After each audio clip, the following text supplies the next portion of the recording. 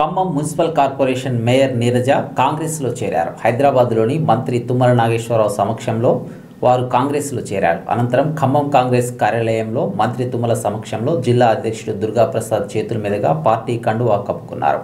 మేయర్తో పాటు 11, 13వ డివిజన్ కార్పొరేటర్లు సరిపూడి రమాదేవి, సతీష్, కొత్తపల్లి నీరజ, మేయర్ భర్త రాంబ్రహ్మం పార్టీలో చేరారు. రాష్ట్ర పార్టీ ఆదేశానుసారం గౌరవ ముఖ్యమంత్రి గారు, అదేవిధంగా ఏఐసిసి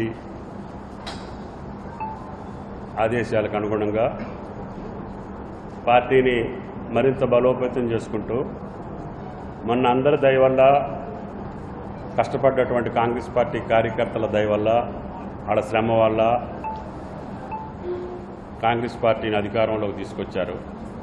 దాన్ని పటిష్టవంతంగా ఈరోజు మెజారిటీ పార్లమెంటు స్థానాలు రేవంత్ రెడ్డి గారి ఆధ్వర్యంలో మనం గెలిస్తే రేపు రాబోయే కేంద్ర ప్రభుత్వం ఈనాడు జరిగినటువంటి 2 ఫేజుల్లో కూడా ఇండియా కూటమి పోటాపోటీగా ఫస్ట్ ఫేజ్లో అయితే మెజారిటీ సీట్లు వస్తాయని చెప్పి విశ్లేషకులు చెప్తున్నారు.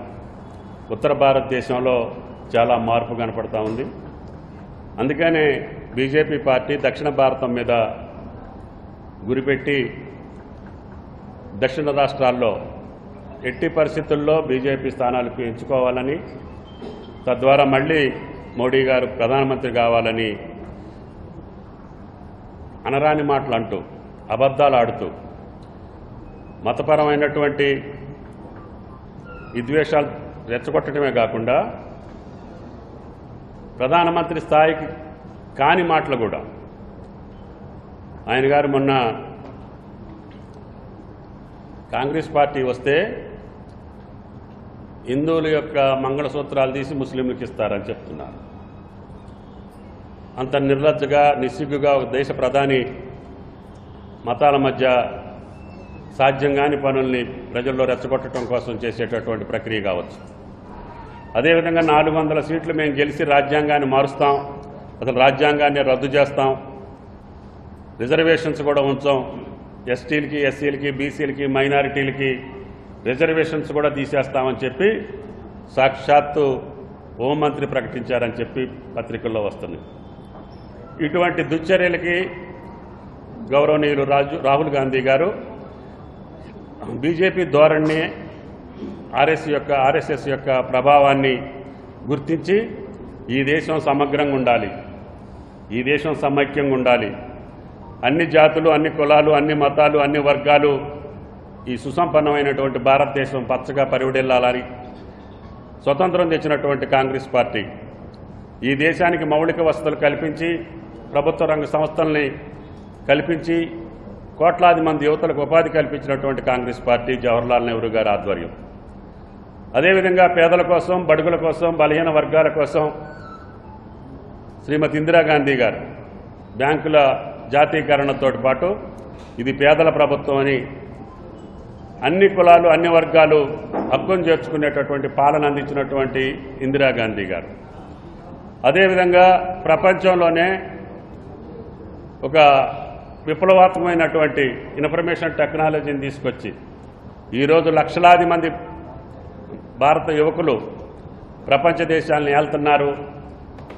అదేవిధంగా ఈ ప్రపంచంలో కన్నా అతిపెద్ద కంపెనీలకు అన్నిటికీ కూడా భారతీయులే సీఈఓలుగా ఉండే పరిస్థితిని రాజీవ్ గాంధీ గారు తీసుకొచ్చారు.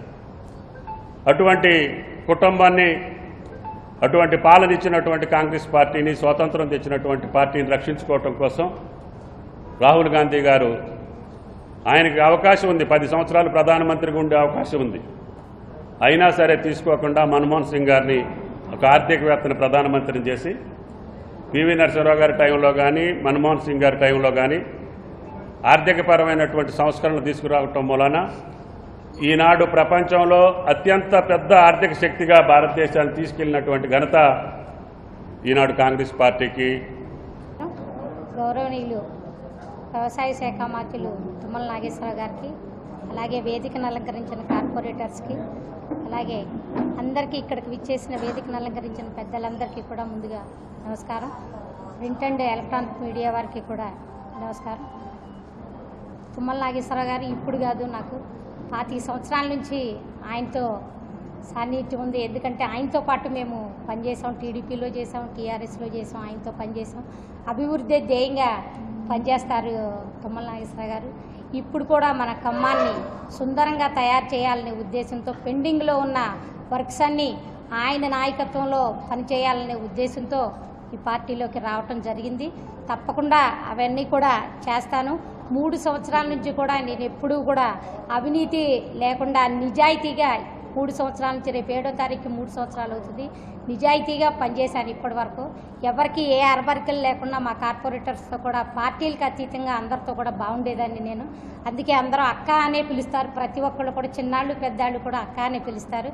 అలాగే తప్పకుండా నేను నిజాయితీగా కూడా ఈ 2 సంవత్సరాలు కూడా మీ నాయకత్వంలో, మన తుమ్మల నాగేశ్వరరావు గారి నాయకత్వంలో తప్పకుండా ఖమ్మాన్ని అభివృద్ధి పదంలో తీసుకెళ్తారు. తప్పకుండా ఆయన తెచ్చే ఫండ్స్తో ఖమ్మాన్ని సుందరంగా, అతి సుందరంగా కార్పొరేటర్స్కి అందరికీ సమభాగంగా ఇచ్చి సమంగా ఖమ్మాన్ని అన్ని డివిజన్లో కూడా ఖమ్మాన్ని అభివృద్ధి పదంలో ముందుకు తీసుకెళ్తానని, అది మన తుమ్మల నాగేశ్వరరావు గారి నాయకత్వంలో పనిచేస్తే చాలా ఇలాగే ఇంకా డెవలప్ జరుగుతూనే ఉంటుంది. ఆయన అభివృద్ధి ధ్యేయంగా పనిచేస్తారు. అభివృద్ధి ప్రదాత అని అందరూ ఆయనకి పెట్టిన పేరు అభివృద్ధి ప్రదాత. ఆయన చేస్తారు కాబట్టే నమ్మకంతో